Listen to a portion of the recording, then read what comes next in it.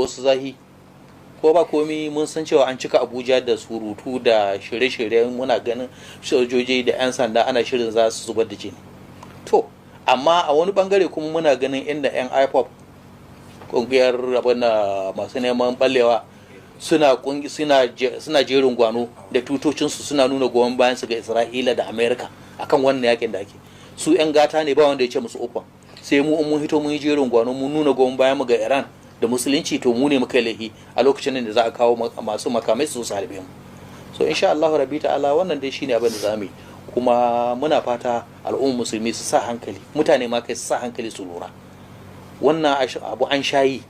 ana yin cikin lahiya a gama, in kaga wani abu ya faru to jami'an tsaro ne aka turo suka zo suka tada hankali, amma in dai mu ne to insha Allah rabbi ta'ala za a yi wannan jerin gwano a kammala cikin lumana kamar yadda aka saba insha Allah rabbi. To na ɗaya kaga wannan taron da muke yana daga cikin irin waɗannan matakan. Akalla ku ne idan duniya, yan jarida yanzu sai ku je ku gaya ma duniya cewa wannan taron da za a yi taro ne na lumana kamar yadda aka saba.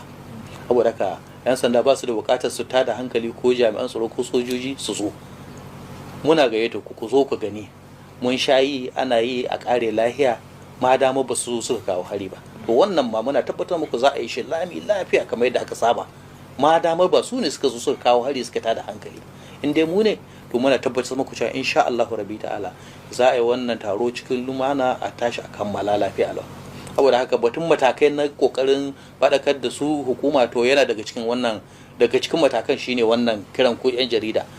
ku ne idan kamar idan ce idan duniya, ku ne kunnan su, to yanzu za ku je ku sa a kafafen watsa labaran ku, za su gani za su ji, in sun ji sun dauka masha Allah, in kuma sun ji suke dauka to duk dai abin da ya faru dai ga Allah muke kuma gare shi za mu koma. To ban san wannan mutumin a ce wai jakadan Isra'ila shine zai magana akan ta'addanci, wanda dare da rana tun daga 1948 zuwa yau rana ba ta taɓa hituwa ta faɗi ba face an kashe akalla rai ɗaya a Falasɗin. Shekara kusan 78 kenan,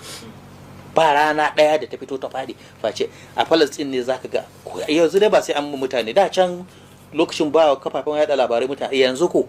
inda mutum na son yi makan shi adalci a hansa din mutum zai iya ganin abin da ke faruwa live. Saboda haka batun